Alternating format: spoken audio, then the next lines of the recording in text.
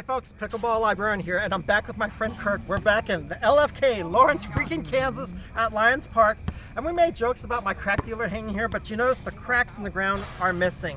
They went ahead and they resurfaced this court. I mean, it's beautiful. I mean, the texture of it is a nice, really gritty feel. I mean, it slows down the court, and it's pretty consistent, the grit all the way around. The cracks are filled. And I mean, you know, while I'm here, just to go off topic right now, go ahead, turn around, and you can see basketball. We have basketball here. It's being used. Unfortunately, the cracks in the basketball courts are not filled. And you know, that's the thing I want you guys to think about. As pickleball players, we have political power. You know, we're the taxpayers. We're the folks who know who to call. We're more mature, right? So that makes a difference. We got to use that political power, and that's what we did. Yeah, I would like to emulate what Kansas City and Topeka is doing politically. We have a long way to go here in Lawrence. But we've got to start here. We do have courts that are longer cracked.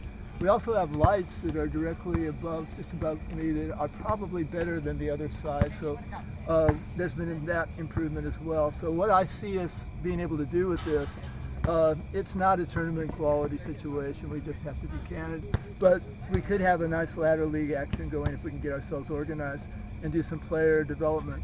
Ultimately, I think we have a lot to do in terms of player development and getting a different facility that's more visible to many more people. We have got two great ones, SPL and Holcomb here in Lawrence, and I think maybe some public and private enterprise needs to happen, and we need to be a little more political.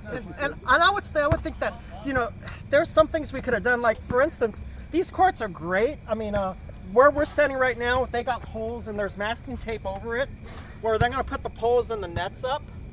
And let's go come around this way.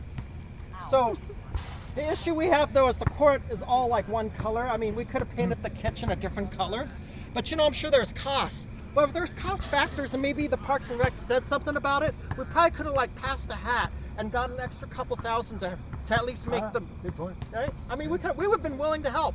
So let's go here. And in their defense, in our meetings, they did mention that it means a lot to them if we will contribute and dig into our pockets. And I think on the next go around, we need to do that. But we have improved this thing to the point where I think we could get, we've got 8 courts and a ladder league and better lighting. We can have a ladder league here.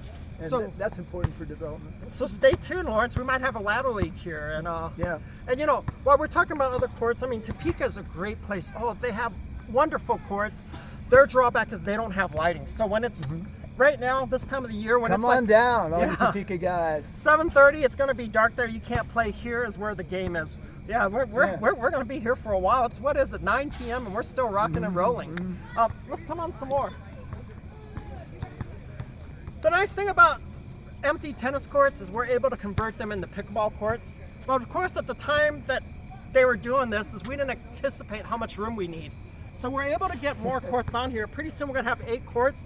But if you look here, there's not much clearance. There's probably about 3 foot of clearance between these two once we get this post up. And less on that court over there on the other side. So that's like 2.5 feet there. Around the post, you're gonna have to be very accurate. And today, actually, I did. I had an Ernie shot, and by the time I was done, I was right here. And it was straddling the new post. Yeah, I think I would be in a higher pitched voice right now.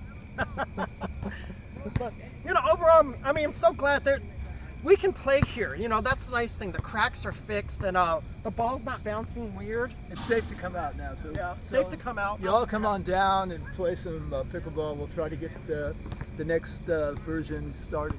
And then we'll have pretty soon a total of 8 courts. And a ladder league. And hopefully, you know, this would inspire you to work more with your local government, come up with ideas, come up with brainstorm. While I'm thinking about this, you know, we have a lot of great ambassadors in the area, like Eldana Coates and Evan Jorn. And also another guy who I think is a great resource is the president of the Pikes Peak Pickleball Association, Joseph. That guy's amazing. He knows a lot. So, you know, if you ever need help, you know, he's another person to contact. And there's a lot of people to emulate, and actually our young friend Jackson and I are going to try to make a video about court and community development in pickleball that'll lay out some background stories about how they do it, and maybe we can take some cues from that. So one last thing, we are not flyover country, so you're driving through, stop by and let's hit a few. 8 courts. We're looking for you.